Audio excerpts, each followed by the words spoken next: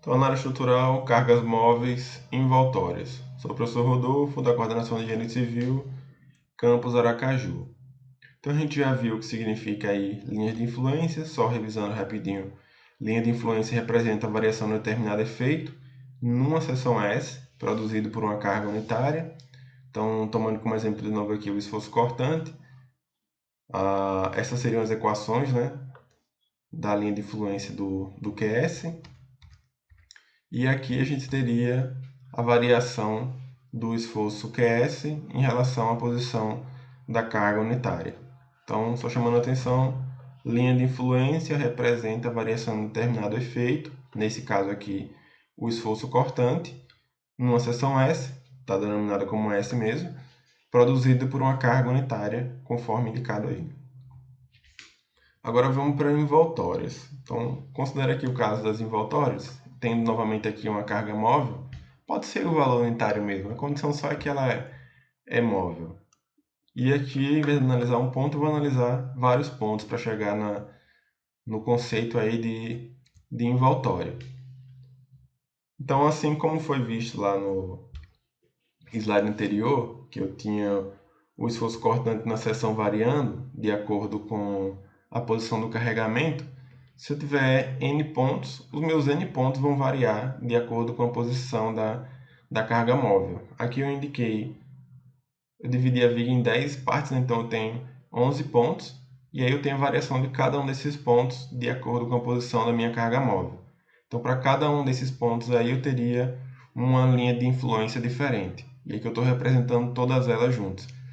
Nessa condição, se vocês pausarem o vídeo aí em qualquer momento, o que vocês devem enxergar aí seria o diagrama de esforço cortante de acordo com a posição da carga. Então, onde parar a carga deve dar um equivalente aí do diagrama de esforço cortante. Mas não é de diagrama que eu quero falar de envoltório. Então, veja que cada um desses pontos aí, eles têm um valor máximo, né, que eles estão obtendo, e eles não são iguais. Para cada ponto aí eu tenho um máximo diferente sendo indicado. Do mesmo jeito também, para cada ponto eu tenho um mínimo também sendo indicado aí. Então, todos os pontos têm uma possibilidade de ter um valor máximo e ter um valor mínimo, de acordo com a posição que está aí a minha carga móvel. Com isso, eu posso definir a envoltória. As envoltórias representam os valores máximos e mínimos de um determinado efeito verificado na estrutura sujeita a cargas móveis. Então, isso daqui, no caso, indicando aí o limite, né, do máximo e do mínimo, seria a envoltória do esforço cortante, para essa viga, por exemplo. Geralmente, a envoltória a gente trabalha com essa equação, envoltória igual carga permanente mais um determinado coeficiente de majoração multiplicado pela carga móvel.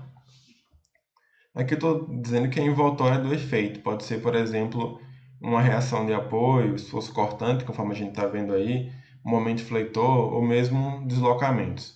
Ou tensões, né? Um efeito qualquer.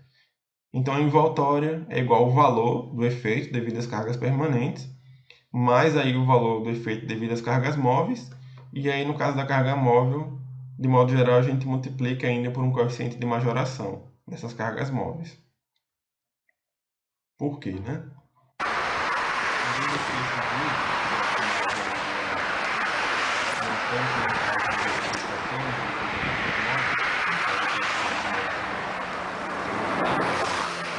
Será que tá pegando mais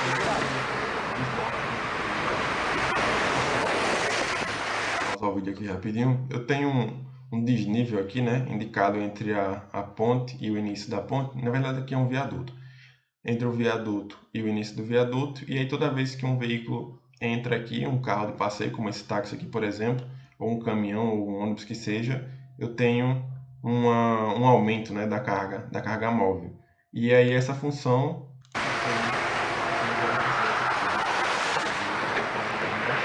que passa um veículo.